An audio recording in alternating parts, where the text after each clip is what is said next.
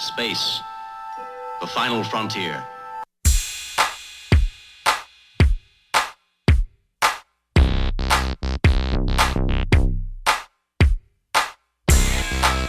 Oh boy, oh boy, oh boy. You're right. This is our fancy intro music. This is fantastic.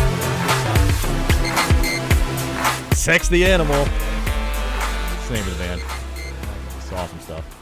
Pint of Comics with you. This is Sir John once again in the WESU Studio A. With me tonight, filling in for Johnny Ganache, Eric Barakat. That is me. You got it right on the first try. Hey, not many people do that. I've been saying it Baccarat the whole week, so I looked at it today. I was like, oh, it's spelled differently. Because the consonants. Yep. Yeah. Welcome. Thank you. It is my pleasure to be here. I'm honored to speak on the subject. Yes, we have a very special phone guest tonight. That would be Ethan Siegel. Ethan has written a interesting book on Star Trek. Yeah. Called Treknology. Ethan, welcome to the phone. Yeah, thank you. Thank you for calling me and inviting me to call into your radio show. I'm excited to be here and to talk to you all things Trek, science, and our future. Yes, definitely. And that's what I really wanted to get into, too, is this book is not your standard Trek book, which goes into the technology of Star Trek. It actually goes into the actuality of the sciences behind the technology.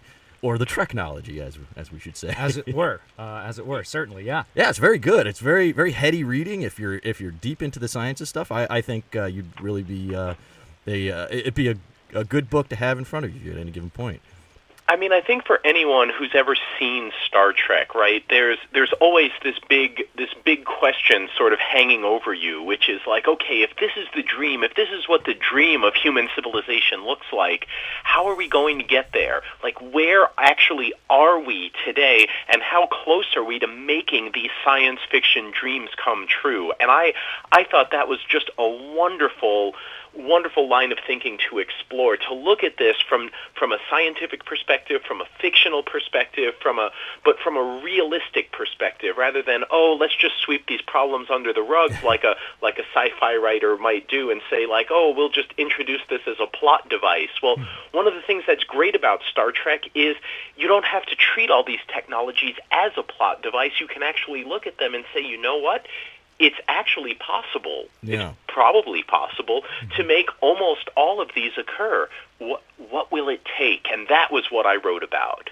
And it really, for a reader of my interests anyway. I mean, I'm not into the hardline sciences so much. I do love the science fiction of it, but when you're a Trek fan, like I think myself and Eric here are, yeah, you have to accept these sciences as being possibilities. It's true science fiction, as it were. Right. Yeah, I think so. You know, I think it's very funny too, because there are two ways to look at it, right? And one is to just look at it the way the writers said it, and it's like, we'll need to get our dilithium crystals into our warp core, and we'll need to, have all of these things, right? This is what we call Treknobabble in the Trek world. That, like, okay, you made up a bunch of words, and this is some jargon to, as a conceit to say this can happen. But what if we took that jargon away and said, can we actually look at what we know about the universe today to make these things possible? Can we make warp drive possible, or transporters, or artificial gravity, or subspace communication, or cloaking devices, or phasers, or photon torpedoes, right? And you can go on and list anything you can think of from Star Trek, and that's what I tried to do in the book, is to tackle everything you could think of. And it turns out that not only are most of these Treknologies actually possible with the science that we know is possible today, but many of them are in development, and some of them are already here. Yeah, I before Eric got here, I was reading into some of the book, and the bit on the transparent aluminum. Yeah, it's pretty interesting. I had no idea that it was already possible to make it.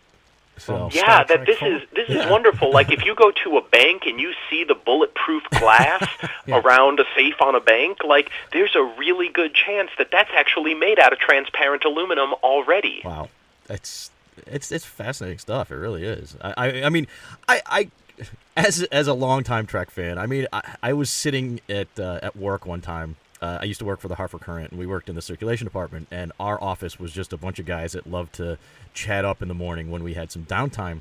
And one morning, the four of us are just sitting around and discussing the actual possibility of warp drive and how it works in the show, and whether or not maybe getting antimatter matter, colliding in an engine to cause propulsion would be a thing.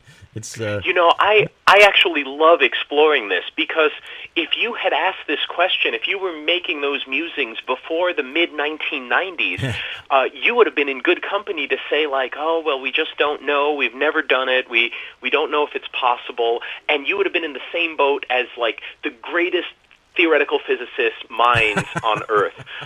But in the mid-1990s, all of that changed. A physicist named Miguel Alcubierre was working on his thesis, on his PhD thesis, which was in general relativity, and like many scientists, like many young aspiring scientists, he was looking for a way to kill time and procrastinate and avoid doing exactly what he was supposed to be doing. And so one of the things he started to work on was to say, okay, well, I know how warp drive is supposed to work. I'm a huge Star Trek fan, and I know all of this general relativity. Is there a way I can reverse engineer a solution? Is there a way I can reverse engineer a solution in general relativity to describe what space-time would look like if it actually created warp drive? And he succeeded. So this idea of a space-time that does this, he has found a mathematical solution in general relativity, and the way it works is brilliant. Is you say, okay, I'm going to create a bubble around a region of space, and that needs to be where my starship goes. And then in front of the bubble, in the direction I want to move, right, nothing can move faster than the speed of light. But what that means is you can't move through the fabric of space faster than the speed of light. There's no restriction, though, on if you can fold space, or in Alcubierre's case, what he did was he compressed the space in front of you, and he made up for that by expanding or rarefying the space behind them. So he said, okay, put your ship in this bubble, compress the space in front of you, expand the space behind you, and then move forward. And you can imagine doing this in a way that if you're pointing at a star 40 light years ahead of you, but you compress the space in front of you so it's only half a light year in front of you, and then you move close to the speed of light, you could make that 40 light year journey in half a year. And then if you turned around and came back and did the same thing, again, you could make that 40 light year journey in half a year. It'd be a way where if you sent a light signal from Earth to those planets 40 light years away and waited for them to come back, that would take you 80 years. But if you use this Alcubierre solution and you actually made it happen, you could go there and come back in just a single year. This is a remarkable way to realize the dream of warp drive, and also to not be limited in exploration by the speed of light. And this is physically possible. All it requires are the right ingredients to physically create this Alcubierre space-time. And that's very interesting, if I can step in. The theory that you just described actually is how the Starfleet symbol is derived, if I can point it out here.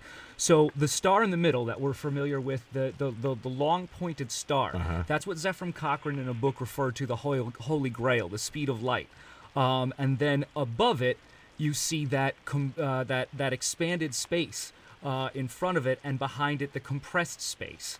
And the reason why it's tilted a little bit is because Zephram Cochrane looked at it and said, "Oh, that's the magic ingredient. That's where I break the rules." So that's the that's the kind of the hooty-ha, if we will, that we're used to in sci-fi. But this book goes on to kind of explain past the hooty-ha. I was looking at a graphic of the Heisenberg uncertainty principle in your book, which was fantastic, because we got We got just for Miles O'Brien, just saying, "Oh, the Heisenberg compensators," and you say, "Oh, okay, cool." That's the nonsense. But you have a great illustration next to children in your book, which is wonderful because it's very, very obvious that you're one of those kids who watched Star Trek and said, "Oh no, that's cool stuff. I want to do that when I get big." So that's fantastic.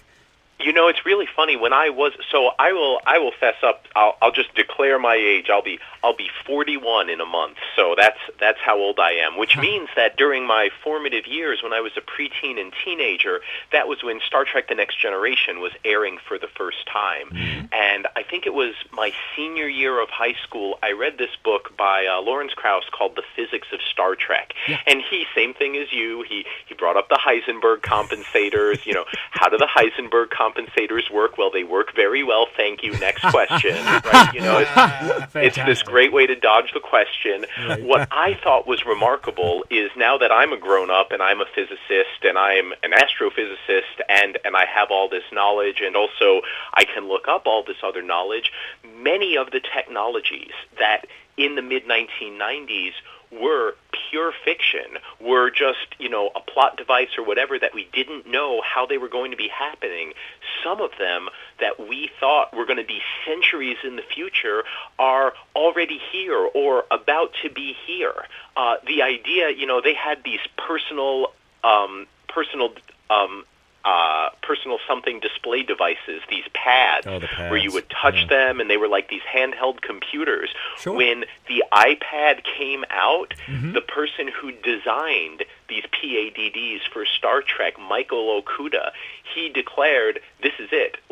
This is reality has achieved the dream of Star Trek, except it's not 300 years in the future. It's right now." Yeah, and that was Steve Jobs' stated goal when developing the iPad. Is he said, "I want Star Trek. Give me Star Trek," and that's what they did.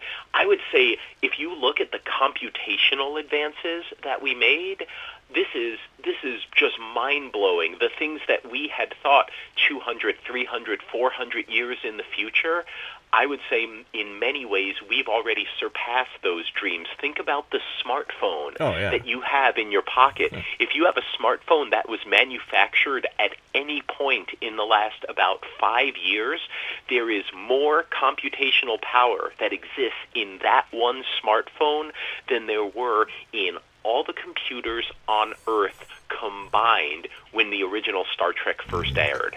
That's a stunning amount. Yeah, that's a stunning statistic. And it's interesting that you bring that up because consistently Star Trek has had that kind of historical commentary, if you will. In the original series, you can remember characters holding kind of brightly colored square block shape objects that they put into the wall, the right? Tapes. And, yes, the tapes. Right. And then I remember I'm about the same age as you, sir. I'm about 37. So when they put the tapes, that's how you got your food materialized. I remember my older brother looking at me and holding a floppy disk, which seems ancient nowadays, but holding a floppy disk, and it was a brightly colored square disk, and he said, "Oh my goodness, this show was made only 30 years ago." And now it's well beyond 30 years because I'm old. Just look at your communicator. Your standard original series communicator looks just like a flip phone. It's just fantastic. Yeah. And there's an extraordinary argument to be made that, of course, the original flip phones were based on a Star Trek communicator, because they sure didn't look like a walkie-talkie. But also, when you think about the original Star Trek that came out, it was futuristic to have sliding automatic doors. Yeah. Yes. When was the last time you felt like you were living in the future when you walked into the grocery store?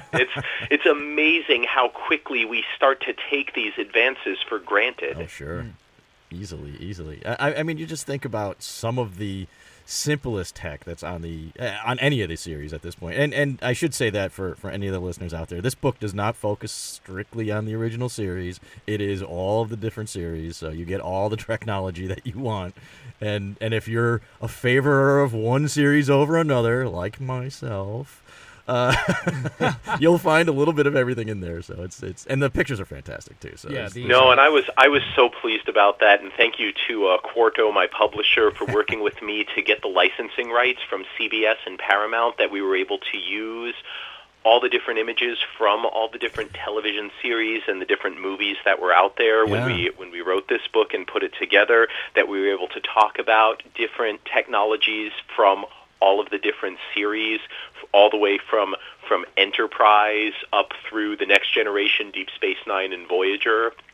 It was so much fun to write this and to think about this, and also for me to learn a bit about all the different biological technologies and medical technologies that we are in many cases closer to having as real than I ever would have imagined before. I mean, the fact that we have something like a phaser.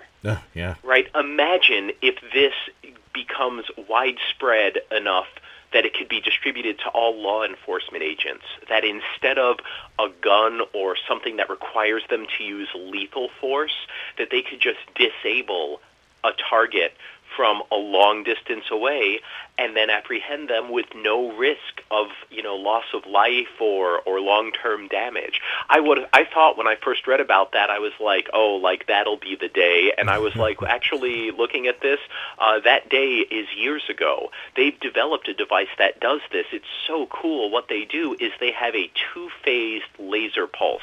You might know that light comes in all of these different wavelengths, right? You have like the ultraviolet light that can kick electrons off of atoms and ionize them, and you have visible light, and you have infrared and longer wavelength light. Well, what they did was they made a two-phase laser. The first phase is that higher energy ultraviolet light, and all it does is whatever it strikes, like your shirt or your skin, it will knock those electrons that it strikes off of those atoms. That creates a little bit of an ionized plasma. And I know when you hear plasma, you think, oh no, like that's what you find at the surface of the sun. It's so hot, it's going to burn you. Like, no, it's not going to burn you. You're only creating a tiny bit. It's like when you touch those plasma balls in like Hot Topic or something. Like they're not going to burn you. But the second phase, it contains a tremendous amount of energy in infrared light. If it just strikes a normal surface, all it's going to do is cause it to heat up. But when it hits those free electrons that you just created, it causes those electrons to heat up and expand super rapidly.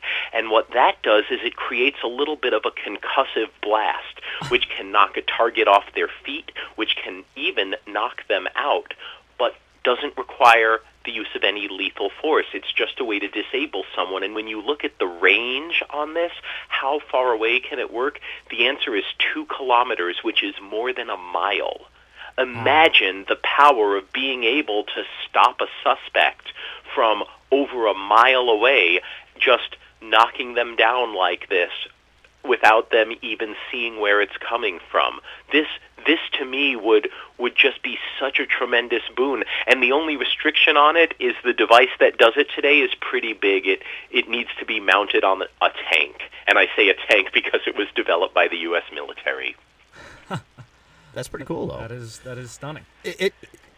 I mean, in the book itself, I mean, there's so much information. I mean, Eric's got the page open to the hyposprays at this point. I read that earlier today, and I'm really fascinated by the history of the actual use of hyposprays and where they sit now in it basically being not being used because of the contamination situations they have at the end of it. And this is exactly right. You know, when you talk about science and technology and how we use it, one of the things I loved about Star Trek is there was always this tremendous focus on ethics. Yeah. There was this tremendous focus on how do we use this technology responsibly, you know? And so when you take something like the idea of a hypospray and say, well, people are afraid of needles, people are afraid of needles. But if I said, well, the whole purpose of a hypospray is you could do it quickly and you could reuse it. When you use a hypospray, there's a small jet of air that fires and it opens a little hole in your skin, and then you inject the fluid. The thing is, in order to make an injection work, you have to pierce the skin enough that you can get this injection into your bloodstream. But if you pierce it hard enough to get into your bloodstream, then you will get some internal fluids of a person, not necessarily blood, but including blood, but internal fluids is enough on the edge of your hypospray. So if you want to do that today, then you need to have a disposable one-use barrier on the edge of the hypospray for everyone, and that defeats the purpose of it, right? Because the big benefit is it can go fast, right, but it can't if you have to change it or clean it or decontaminate it every time. There was a scandal, I believe in, I don't remember if it was Vietnam era or World War II era, but they gave mass vaccinations to troops, and that was, I believe, the origin of one of the big outbreaks of disease that people got was infection from this. Now, there are teams working on exactly solving this type of problem, but they're still working on it. But a lot of the research and development that we don't see day to day know that this is going on behind the scenes in ways that can and likely will bring these technologies to our everyday lives. I'm looking forward to it. I mean, which one would you want the most? Is it the holodeck? Is that your ultimate dream technology? Honestly, no. I had a problem with that whole holodeck thing from the get-go. I mean, moral objection. I don't know. It's just there's a whole VR thing that I'm never really keen on anyway. But I as a hardcore original series fan, I mean, I go right back to that early stuff and just give me the warp drive. Yeah. All right. Give me the warp drive. Give me the ship. That ship. I love the ship. I don't know. The ship are just so strangely designed, but sure. I've got them all over my house. You know where I live. I've got the original ship. I've got the movie style era ship. You know, it's just a beautiful thing. And there's something as a kid, especially when you're growing up, that you can just get in this cool thing and go to any multitude go of somewhere, places. yeah. Right, exactly. I mean, you think about it. I was fascinated by the communicator as a kid, and well, they're here. I never wanted to get rid of my flip phone because it was just like having communicator. That was the coolest thing ever. Just Answering flip it the open. phone, just flipping it open, just like Kirk, the coolest guy in the universe. How can you beat that? That's impossible.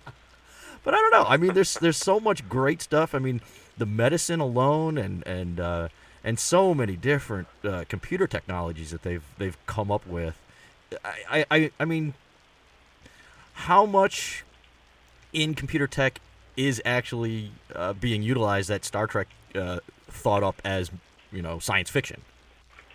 I think that's a super good question, and if you think about your flash drive, right, that little tiny device that you stick in your pocket that holds half a terabyte of data these days, like the tube you pulled out of your pocket. Yes, exactly. that started out as Star Trek's isolinear chip. Yeah. Mm-hmm. If you think about what we think of as virtual reality, that Star Trek had the holodeck as sort of like the paragon of the ultimate imaginable version of that. And already there was a demonstration that they did in Tokyo a few years ago where they gave someone a virtual reality headset and headphones, and they placed the person in a special room. And the room had been rigged with what we call infrasound devices. And what infrasound is they're just pressure waves like sound waves are, but they're longer wavelength than the human ear can hear. So you can just make these pressure waves that are going to make like pulses of air with various properties. Now, just by doing this, they were able to recreate this little program. It was a simple program where it was just drops of falling water. It just looked like drops of falling water, and they looked like computerized falling water. Like it looked like they were blue and they glowed. And what you would do is you would stick out your hand in front of you in three-dimensional space, and you would try and put it underneath these drops. you'd move it left and right, up and down, and also in and out. And if you got your hand under the drops, it would make a splash sound in your ear. It would make a splash animation in front of your eyes. But the infrasound sensor would make you feel that splash sensation on your hand, and it actually felt wet. Wow. So it didn't stay wet, but for that split second where it landed on you, it felt wet. And when I heard about that, I thought, wow, that's a computer technology that I bet you most people don't even know that we have. I certainly didn't. No, certainly not. And that's but so many of these I was in awe of. When we were kids, and the ship's computer, that this was something you would talk to, that you would ask it questions in your own language. It would go off and find your answer and report it back to you in English. Like, when was the last time you felt futuristic when your Alexa or your Echo or whatever, hello Google, and I'm sorry for saying that to everyone at home. But when was the last time you thought that was futuristic? This is stuff we take for granted. Yeah. My favorite, though, is maybe the universal translator. Oh, yeah. Yeah. That was just such a futuristic dream, where you could learn. You didn't need to learn a language, because you could say something in your own language and a computer would translate it so that someone else would hear it in their native language. In 2014, when Google debuted their Pixel XL2 phone, they had two people on stage debuting it. One person was a native English speaker, and one person was a native Swedish speaker. And they both had earpieces and microphone hooked up to their phones, hooked up to their smartphones. And one person, said hello and spoke some sentences in English. And they spoke it into their phone. And the person who spoke Swedish heard it about a half second later in their ear in Swedish, and spoke back into the phone in Swedish, and the person heard it in their ear in English. We have this level of technology today. We've had it for 5 years in, I believe at last count, 77 languages, including, and you'll love this, Star Trek fans, including in Klingon. Oh, nice. That is nice. The nerds just went crazy. Yeah, I once inadvertently started a horrible internet battle among all of the members of the 2016 Star Trek cruise, of which I was one, of course. My wife and I dressed as the whales, George and Gracie. I had asked, could you please translate a very simple sentence into Klingon for me? And oh, sweet Lord, that was... Well, what's the context, sir? Because some people will tell you some outright nonsense. Yeah. Some very fervent Klingon speakers on the interwebs. Yeah, which is surprising. You think about that. I mean, here's a language that was completely designed for a movie, and it is now a complete language that is actually taught in college. Yeah. Oh, yeah. And that just goes to show, never underestimate the power of a dedicated fan base. Yeah, exactly. And I think if you're looking for one, there's no more dedicated fan base than Star Trek fans. Exactly. Absolutely. I would say that. Ethan, why don't you tell the listeners where they can find the book and where they can find you, because you have a lovely blog, and then I got to take a quick break for our radio stuff. Absolutely. My book is called Treknology. It's about the real-life science of Star Trek, from tricorders to warp drive. You can find it on Amazon, Barnes & Noble, at Powell's, or wherever books are sold. And you can find me online. I write an almost daily column at Forbes.com called Starts With a Bang, and you can look for me at Starts With a Bang on Twitter, on Facebook, and Tumblr.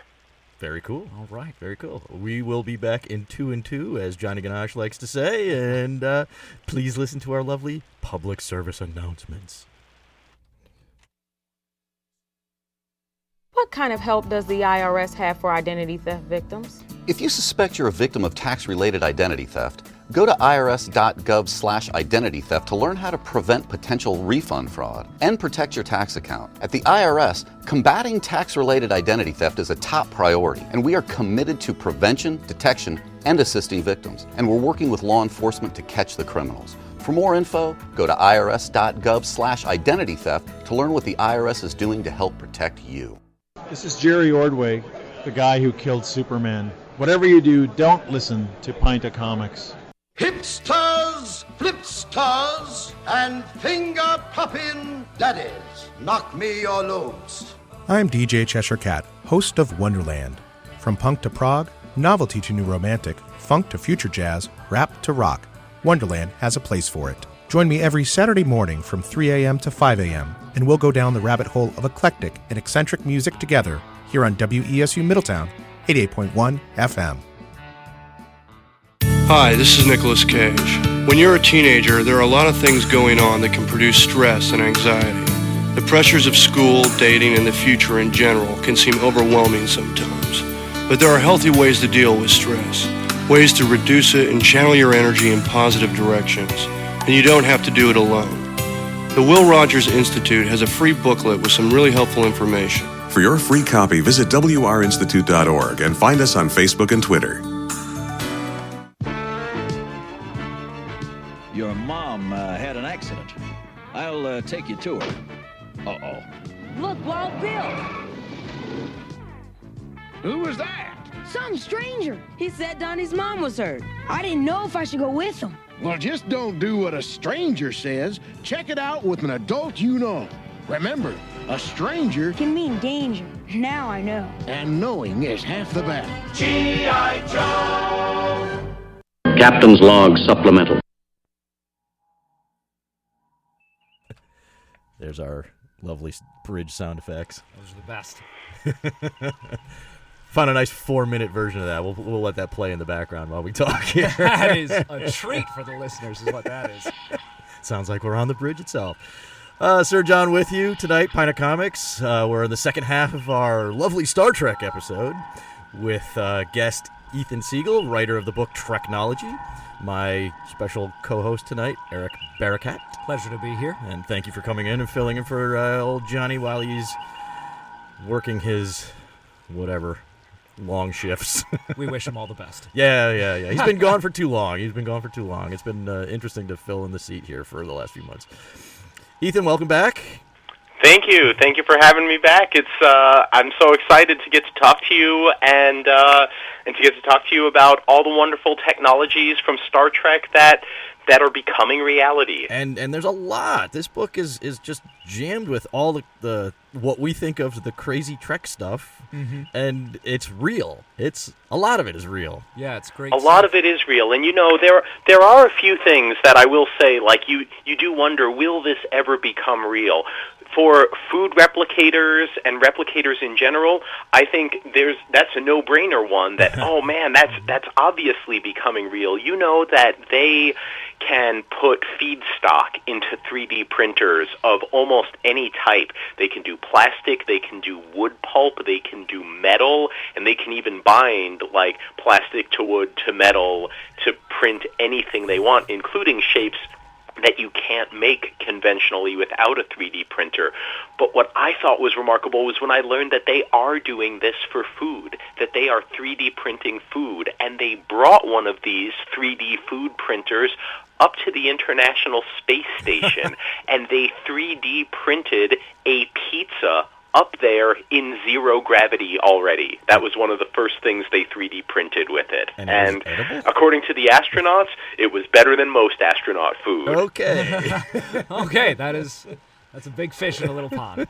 That's 3D, funny. 3D printed pizza. And now, that's a question I've got. I don't know if you'd have an answer for this one, Ethan, but in the fact that they would be 3D printing this stuff, is it going to cause like food particles to come apart like a real pizza would up there? You know, that's something that I think I'd have to like taste for myself to know what does it feel like. Like, what's the mouth feel of this? As far as I know, though, you know, if you get your feedstock, the thing is it has to be very small, right? The trade-off in 3D printing, as far as I know it right now, is you can get it to print at finer and finer and finer resolution. You just have to use smaller openings, and it takes longer to print. But it happens at a pretty high temperature, so it comes out cooked. And, I would say, like, don't expect, chunky tomato sauce when you do this. Expect it's going to be very, very smooth. But you could crisp up the crust really good. You could 3D print the bread, a less crispy part inside of it. You could have the sauce on top of it, the pizza, whatever toppings you like. Personally, I think it would be a lot more fun if you, smuggled aboard little chunks of, like, sausage or pepperoni or something like that, and just snuck those on the pizza at the end. But it's up to everyone to make their own pizza. I'm not gonna look. I'm from New York. I'm not gonna play favorites or tell anyone the right or wrong way to do pizza.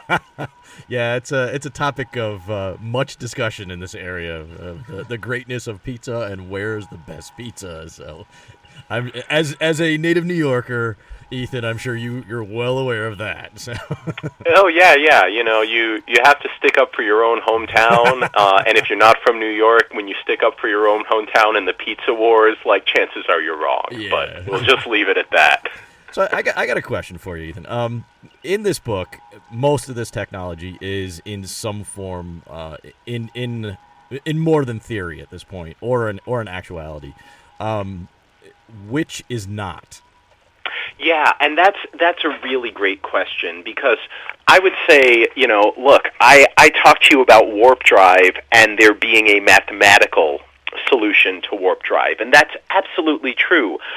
But mathematical solutions and physical solutions aren't the same thing. Yeah. For example, I might ask you, hey, do you remember what the square root of 4 is? And the cleverer one among you will be like, oh, yeah, it's 2. And then I'll be like, are you sure? And someone will be like, oh, no, he's trying to trick us. Maybe it's not 2. What's going on?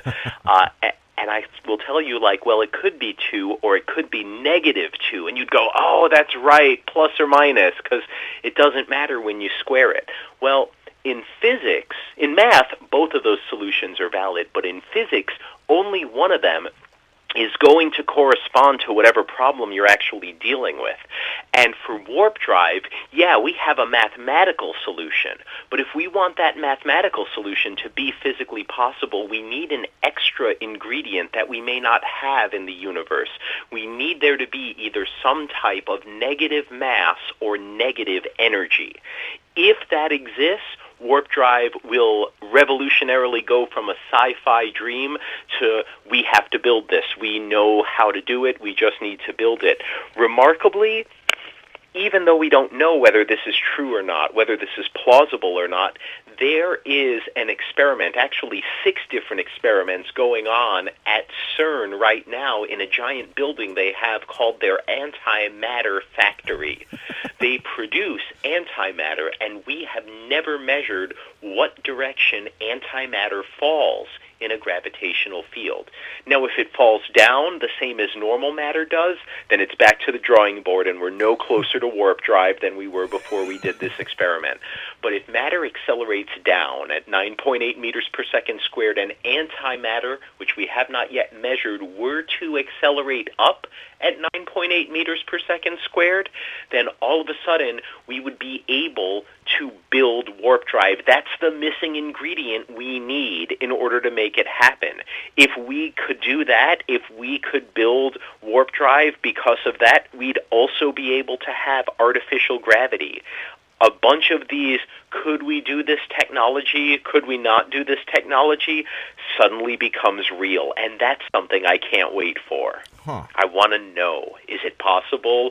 That's the experiment that'll tell us. Really? That's fantastic. That's incredible, actually. There's some little kid Zephram in school right now. Yeah, just waiting with bated breath the results from, I think the experiment that's going to do it, and I'll just give you my hunch, is called the Alpha G experiment. The Alpha experiment at CERN, they've already created neutral antimatter, neutral anti-hydrogen atoms with anti-protons for nuclei and anti-electrons to orbit them. They've bound them together. They've kept them stable for up to 20 minutes. And the next step, which I fully expect to be achieved within the next year or two, will be to measure what direction does antimatter fall. If it falls down, no big deal, back to the drawing board. But if it falls up, expect a revolution in physics. Really? I would expect a revolution. I mean, what do I know? I'm just a physicist, but that's amazing stuff, though. I mean, this is stuff that I don't hear about very often. I mean, your general news media is not going to cover this kind of stuff. Not anymore. No, I mean, anyway. because right now this is this is the cutting edge, and there's a chance like we don't know what we're going to get. But I think that's something that's really important for people to remember about science and society in general, is we are looking at, the frontiers of human knowledge. And if we see something that isn't what we expect, well, first off, that's part of why we're doing the experiment. Yeah. Part of why we're doing the experiment is if we look in places where we've never looked before, that's where we give ourselves this opportunity to make an unexpected or revolutionary discovery. And when we do, it's important to realize, okay, here's what we expect, here's the expected answer. That's usually where the biggest revolutions in science and technology comes from, is when you do something, you test something that you've never tested before. If you can get a brand new result, if you can get a result that isn't what you expect, wow, that's where you can really find the interesting things. That's where you can really find the breakthroughs that will take us, to the final frontier. The excitement that you have is exactly what I like to hear. I mean, don't you have it too? Don't you think about this and what's possible? And wow, all we need to do is look, and hey, someone's looking, and what are they going to find? And don't you all want to know? I want to know. Oh, definitely, but I'm the red shirt. I'm the guy. give him a phaser and just shove him out the door.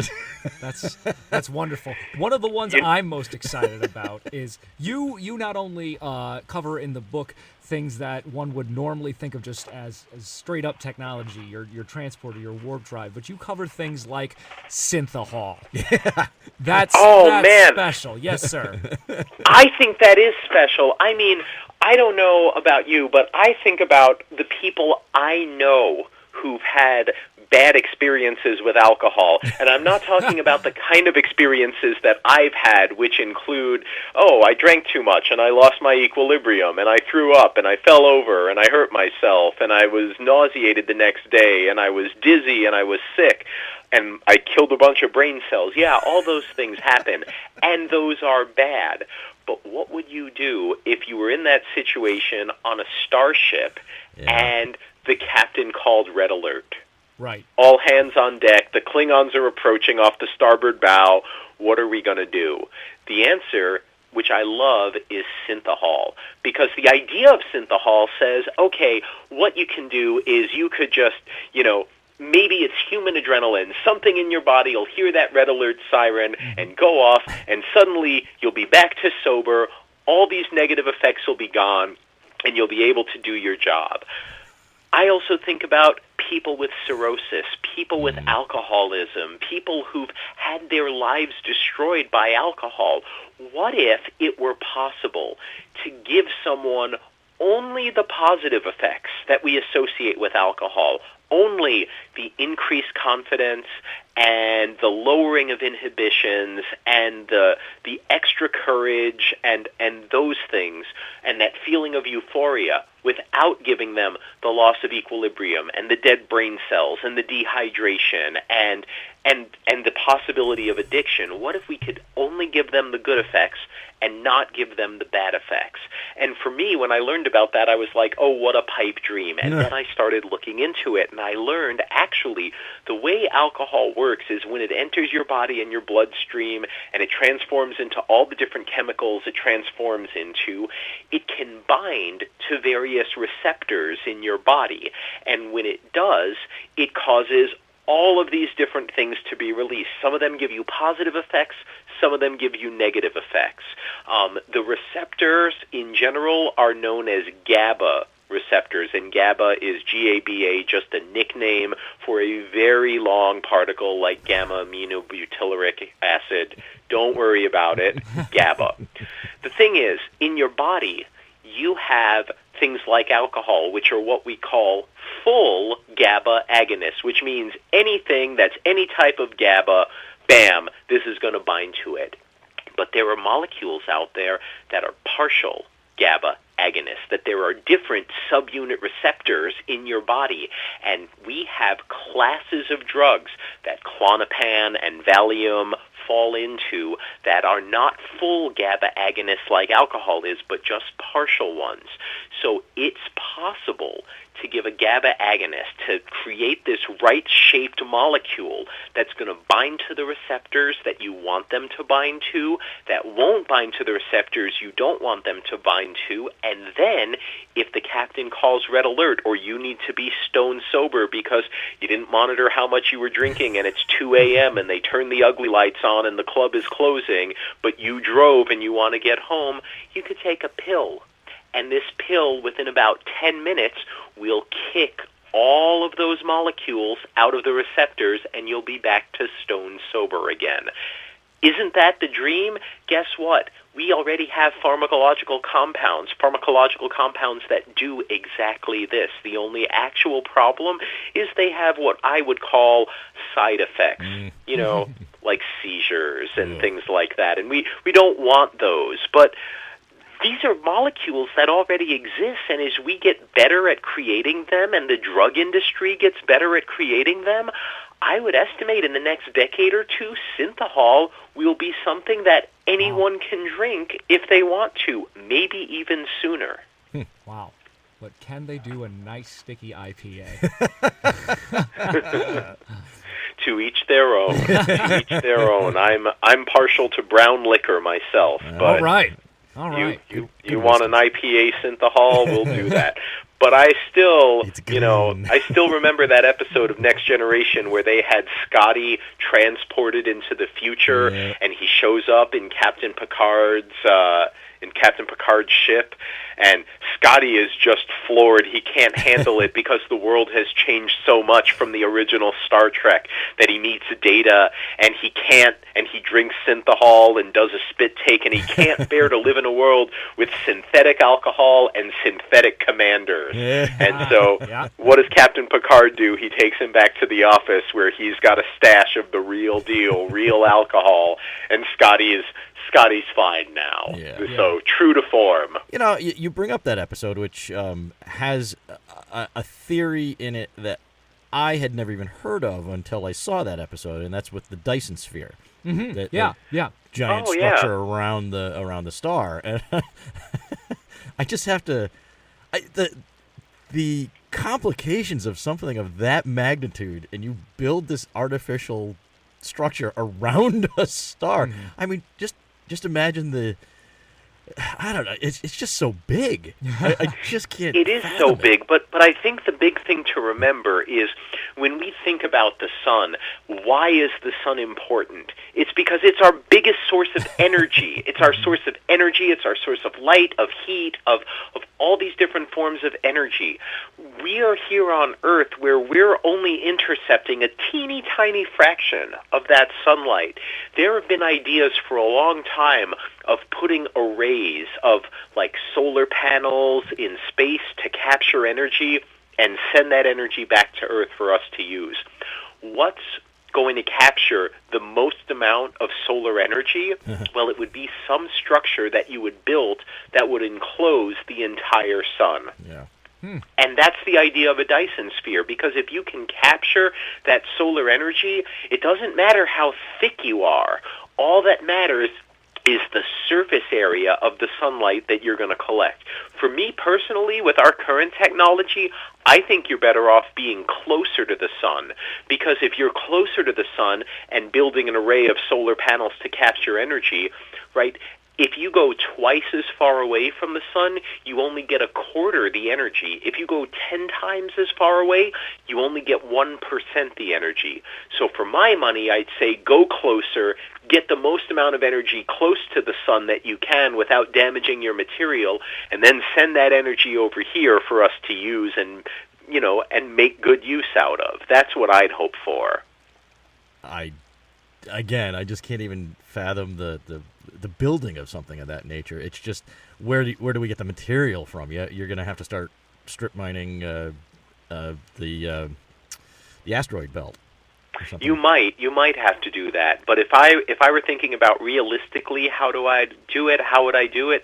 I would start looking at these nanostructures, at these graphene-based structures, because some of those only need to be a few atoms thick to successfully absorb or constrain or keep inside what you want to do. They have a new material that they've been creating for a few years called Bucky paper. If you've heard of Buckminster fullerenes or of Bucky balls, well, they've made a Bucky paper which is like a thin sheet of this graphene. And if they could start making solar panel type materials out of that, these are only a few atoms thick.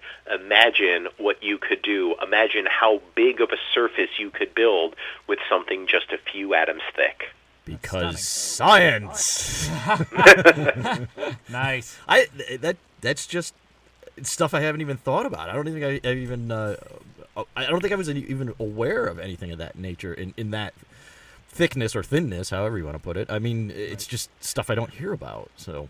Yeah, well, not everyone is, not everyone is obsessed with the cutting edge of theoretical and experimental physics, but I think many of us are obsessed with our science fiction dreams and making these futuristic technologies a reality, and that's where it actually happens. The interface of science and science fiction is happening right now at the frontiers of science. But I don't want you to forget about the ethical questions, too. Yeah. We have cochlear implants. We have ocular implants. We have the ability to make people with, who don't have use of some of their senses, to give them those senses back again. The idea of cybernetic implants, these are real. They have computerized prosthetic limbs that you can control with your brain. You remember Geordie's visor? Well, they have ways that they can bypass your optic nerves completely and send signals wirelessly from an external camera directly into your brain. Imagine what this could do for restoring sight to blind people. Imagine what this is already doing for people who were born without the ability to hear, that we can send these signals directly into their brain and body, and they can experience sound for the first time. This is such an important technology that I am so much in favor of that I think it's ethical not to do this to people. But at the same time, I worry about hackers. If we can't even keep your Yahoo password safe or your bank password or personal information safe, what hope do we have when it's your own senses being fed externally from a computer? Can you imagine the damage that would happen if you are driving your car with one of these implants in your head and someone sends you false information to say, oh, the road curves to the left, but it doesn't. It curves to the right and there's a cliff to your left. Like someone who could hack your brain because they can hack the computer chips in your brain. Wow, that gives new meaning to the term cybersecurity. So when I start thinking about this, I also need to start thinking about how can we ensure that this technology that we're developing is being used for the benefit of humanity rather than to serve the nefarious interests of someone who would use these technologies for their own evil ends. And I know plenty of people that are out there listening, and they hear cyberpunk, and they start thinking, oh, the humanity loss to your individual body when you start putting cybernetic implants in. And I mean that in a nerdy way, in a total geek science fiction-esque kind of thing. It's in a William Gibson sort of way. Exactly. It's like how much of your humanity do you lose once you start putting non-meat parts in you? Yeah, and yet we already do this, and for some cases it's a no-brainer because, of course, wow, if someone can't control the rhythm of their own heart, you give them a pacemaker. That's a cybernetic implant. Sure is. And that's a hackable device, even though we don't like to think about that. But yeah, that's a really powerful thing that we need to make sure, not just for cybernetic implants, not just for pacemakers, but for anything, for any external device we'd put into someone, we want to make sure that they're getting the use out of it that they're designed to. But for those of you who are fans of the Borg, boy, doesn't this bring up a dystopian like, oh man, imagine all the terrible things that happen. Think about Twitter. Think about the cesspool that is Twitter. Imagine if you had to automatically follow everyone and they were plugged into your brain and they could read your thoughts and you had to hear the thoughts of billions of other people and there were no way to turn it off. That's what I feel the Borg Collective is hearing all the time, is just the stream of consciousness from all the people ever. Oh, that actually just seals the deal for me, Ethan. You are one of my favorite guests so far. That is fantastic. You bring up the ethical use of technology, and you explain not essentially how to build a nuclear bomb, but you explain kind of the photon torpedoes and how they work. And it's interesting that Star Trek was always kind of, we're on a peaceful mission. Oh, by the way, yeah, we have all these. We have these babies. It's definitely so it's fun that you talk about that. Yeah, you have to have your offensive weapons. We are getting to the end of the hour here, though, Ethan. I do have to wind this up before we start diving into the next big Treknology stuff. I got to have you back. This was great. I mean, there's so much. Well, thanks so much for the invite. You know how to reach me now, so I mean, you got my home phone number, but send an email. But yeah, no, definitely. And once again, throw it out there to the listeners again, where they can find you, the book, and everything. Oh, absolutely. If you want to find me, I'm online. I'm at Starts With a Bang on Twitter. I'm Starts With a Bang Facebook page and on Tumblr. My blog, Starts With a Bang, is hosted on Forbes 6 days a week. We've got 6 new articles every week coming out. And if you want to buy a copy of this book, it's called Treknology, The Science of Star Trek from Tricorders to Warp Drive. Powell's, Barnes & Noble, bookstores everywhere, Amazon, and if you get to see me in person, I'll sign it for you anywhere I am. We'll throw a link up on one of our social media sites where you could get it from Cordo directly too. So we'll do that. But sounds perfect. It was fantastic again, Ethan. I really loved it. This was a total nerd fest. I love that kind of thing and hard science, man. Yeah. It's my pleasure. If you want to bring me back for anything nerdy or anything science, just give me a call because the world deserves to know. You got it. Thank you again. My pleasure. Okay, good night. Bye-bye. So, 1 hour of Trek, man. Yeah. You don't get that very often. No, it's a special treat. Definitely not for us either. We got 1 minute left here. For next week's show, it's another science-based hour of fun with Jim Ottaviani, writer of graphic novels, mostly based on real science and science history or individuals in the science fields. They're very good graphic novels. He's got 2 coming out. I think one's due out this week, one's due out the week after. But we'll get into that next week. Thanks for coming on, man. Thank you for having me. Oh, yeah. I hope you enjoyed it. I see you're wearing your... I was wearing this shirt when I met United Kirk. Federation of Planet shirts, yeah. Well, I met Shatner. I didn't meet Kirk. Hey, this has been Pint of Comics. We're out. See ya. Let's do our outro before I forget. I should have put it up and I didn't. There we are. Okay. Pint of Comics. We're out.